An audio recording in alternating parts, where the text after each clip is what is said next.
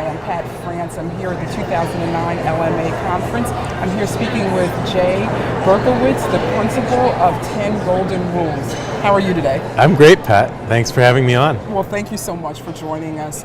One of the things we're doing today is talking a little bit about marketing in this recessionary environment, and particularly how to use online tools as well as social media to advance business goals for law firms, et cetera. Tell me a little bit. It was an excellent session today that you had. Thank you so much. Yeah, tell me a little bit about what marketers should be doing. I think you have to cover off the basics, and then you have to get into some of the social media stuff and start testing or finding your ways. So let's talk about the basics. I mean, the basic thing is search, really. It's the core of every decision anyone's making. They're researching online.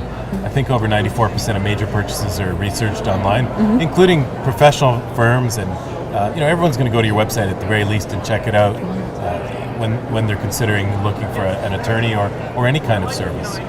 So the basic stuff around search is first search engine optimization, adding the words to your site that people are searching for, and building lots of links to your site, getting other sites to link to your site. So any chamber of commerce or any boards or associations or charities that you're involved in, make sure you list your site as http www.10goldenrules.com. I give my company name as a full URL. Right. And really that's the one thing I'd like to get in exchange for some of those partnerships is a link to my site, because it makes my site more important in the eyes of Google and the other search engines. And then when you add lots of words to your site, you can be found in the free side of searches.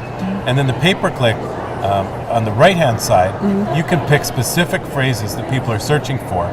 And a lot of people have tried pay-per-click, but they haven't made it work. And really what I like to recommend is make sure you have something on your site that's free or something of value that people can download, and you can measure that action. So have a free white paper, or have a, how to pick a lawyer, the 7 things you must have, or, the 11 mistakes everyone makes in, covering their intellectual protocol. So have something really valuable that people can download. And then you can measure what percentage of people click on your ads and what percentage of people take an action. And you'll know if it's profitable. You know if it's generating leads for you on your website. And then you get into the social media stuff. And the one thing I'm telling everyone these days, get your Twitter name.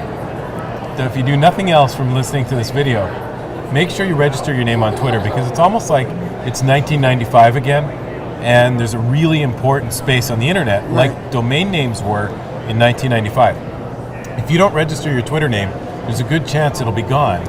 And you want to register your own personal name and register your firm's name, and make sure you lock that down and get a little bit of stuff on there. And you may even come back to Twitter in 6 months, or it may go away. I think it's going to continue to grow. There's over 6 million people in this space now.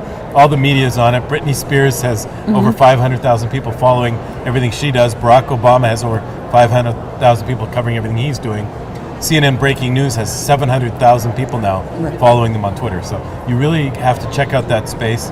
And then a firm, from a business perspective, you should be on LinkedIn as well as the next most important social media for businesses. Okay, all right. And one of the things that I've been hearing today is about the integration between various marketing channels. So whether you're talking about print and on person and online, for the companies that you work with, do you find that the most successful ones have really integrated all the platforms? And all the, I should say, all the verticals and channels? I've been a big believer in integrated marketing for many, many years.